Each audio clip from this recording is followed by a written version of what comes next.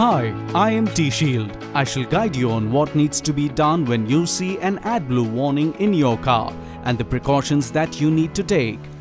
To ensure diesel cars meet the new BS6 norms, they are now equipped with Selective Catalytic Reduction Catalyst or SCR.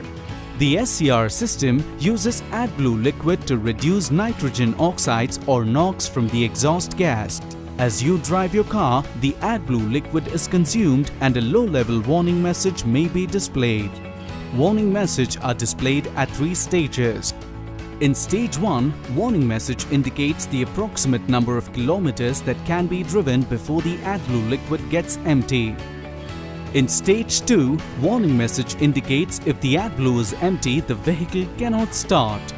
In Stage 3, if AdBlue gets empty while driving, the vehicle can be driven until the engine is turned off. TShield recommends driving your car to the nearest Toyota dealer to get AdBlue refilled as soon as the AdBlue warning is displayed. AdBlue gets consumed in the process of driving and it may vary depending on the engine load and traffic condition.